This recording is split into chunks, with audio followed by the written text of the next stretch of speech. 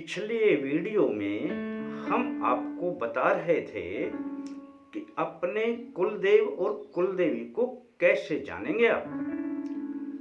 विधि भी बड़ी साधारण थी, हमने साधारण तरीके से आपको बता भी दिया, लेकिन आप के सामने फिर एक प्रश्न अटक गया कि कुलदेव और कुलदेवी का आवाहन कैसे करें, बुलाएं कैसे।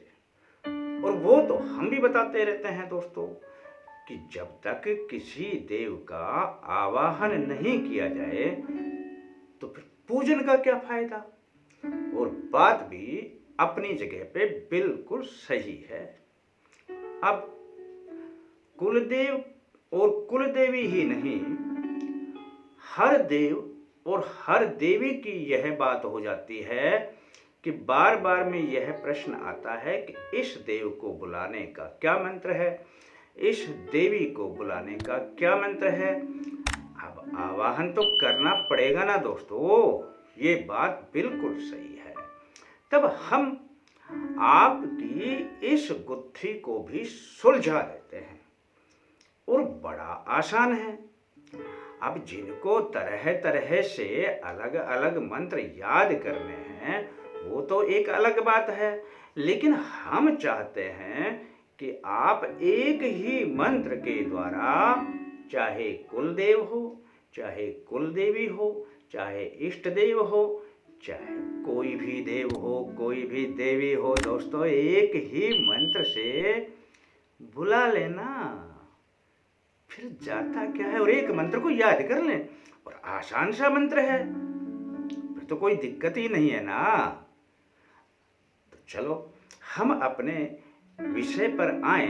इससे पहले अल्टीमेट ज्ञान में जुड़ने वाले अपने सभी दर्शकगणों का हार्दिक स्वागत है। और दोस्तों, वे दर्शक गण तब तक ही दर्शक गण हैं जब तक वो वीडियो देखते हैं।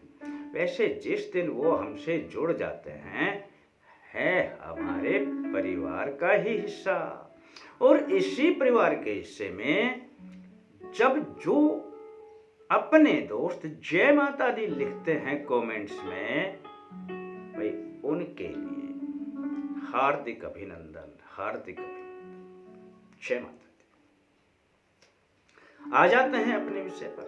बड़ा प्यारा मंत्र है, पहले मंत्र को सुन लीजिए, फिर मैं बताऊं वैसे उस मंत्र का उपयोग कर लीजिए, तो कोई दिक्कत ही आपके सामने नहीं आएगी। आवाहन भी होगा, देव भी आएंगे और फिर उनका पूजन भी करेंगे तो उसका लाभ भी होगा। दोस्तों सुन लीजिए मंत्र को। आगच्छे तम महादेवी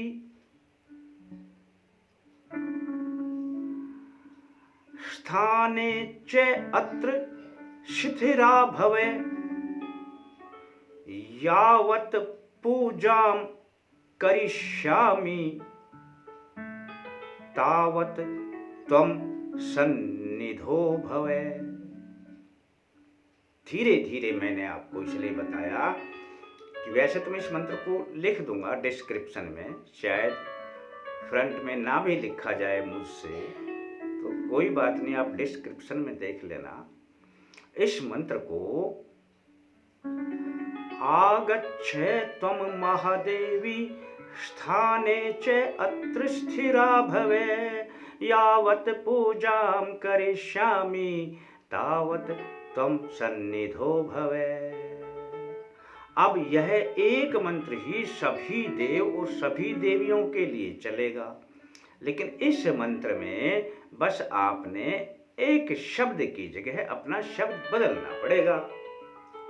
अब मान लिया जाए कि आप माँ दुर्गे को ही बुलाना चाहते हैं, चाहे वो आपके कुल देवी हैं, चाहे आपकी इष्ट हैं, चाहे आप वैसे उनको प्रधान देवी के रूप में बुलाते हैं। तो यहाँ महादेवी है, आगच्छे त्वं महादेवी, इसकी जगह कर देंगे आगच्छे त्वं माँ दुर्गे, आगच्छे त्वं जगदम्बे, आगच्छे त्वं माँ अम्बे। अब इस स्थान पर जो भी आप शब्द लिखेंगे, जिस देव को भी लिखेंगे, उसी देव का ये आवाहन हो जाएगा। आगे मंत्र वैसा ही चलेगा जैसे मैंने बोला है। अब यहाँ पर हनुमान जी का आगच्छे त्वं श्री हनुमत, आगच्छे त्वं श्री विष्णु, आगच्छे तुम श्री शंभु, आगच्छे तुम दश दिग्पाल, आगच्छे तुम क्षेत्रपालाय। यानी जिस देव का भी यहाँ पे नाम बोल दोगे और आगे वैसा ही बोल देना है। भाई मैंने जहाँ पर महादेवी बोला है वहाँ पर आपने बस महादेवी के स्थान पर उस देव का नाम बोल देना है। तो आपका यह मंत्र उसी देव के लिए आवाहन का काम करेगा दोस्तों। अब हम किसी को भी बुलाते हैं, भगवान श्री कृष्ण को ही बुलाते हैं, तो आगच्छे त्वं श्री कृष्ण स्थाने च अत्र स्थिरा भवे, यावत पूजां करिष्यामि तावत त्वं सन्निधो भव। अब बिल्कुल यह जो गूढ़ प्रश्न था, गुत्थी थी, ये सुलझ गई। अब किसी भी देव या देवी के बारे में आपको पूछने की आवश्यकता नहीं होगी कि इस देव का या इस देवी का आवाहन का क्या मंत्र है। इतना सुलझ जाने के बाद आगे तो हम धीरे धीरे करके प्रक्रियाएं बताते रहेंगे, बताते रहते ही हैं। जहां पर भी पूजा का कोई भी विषय हो या आपका किसी भी प्रकार का कोई विषय होता है, आपने सामाजिक या कोई भी रोग दोष संबंधी, संकट संबंधी, तो मैं बताता रहता हूँ क्योंकि आप हमारे परिवार के ही सदस्य हैं। फिर आपको कष्ट में हम भी नहीं देख सकते दोस्तों।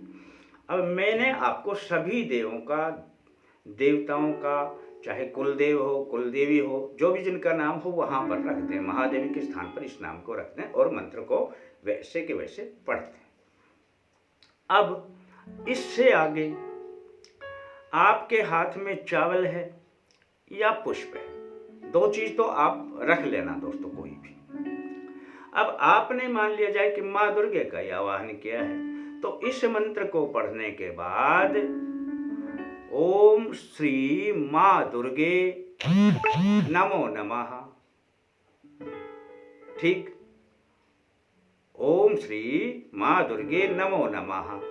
आवाहन अर्थे, पूजन अर्थे, अक्षत हैं तो अक्षतान समर्पयामि और पुष्प हैं तो पुष्पांजलि समर्पयामि। समझ गए दोस्तों? किसी भी देव को आपने आह्वान किया, जो मंत्र पढ़ा है, उस मंत्र पढ़ने के बाद अब कोई भी है, मान लीजिए देव है, श्री भैरव जी हैं,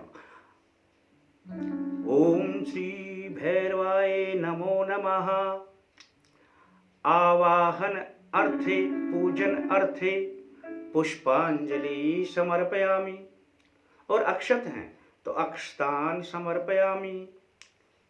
इतना कर दो, आपका आवाहन पूरा हो गया दोस्तों। किसी भी देव को बुलाएं, किसी भी देवी को बुलाएं और सीधा सा एक ही मंत्र आपके लिए हर देव और देवी में काम करेगा दोस्तों।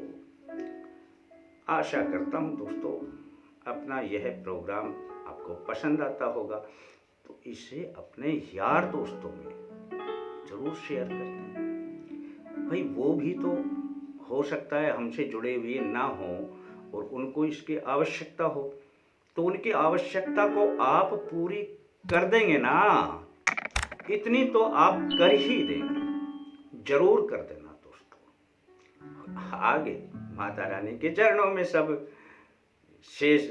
फिर मिलते हैं दोस्तों अगले अंक में, तब तक के लिए जय माता दी।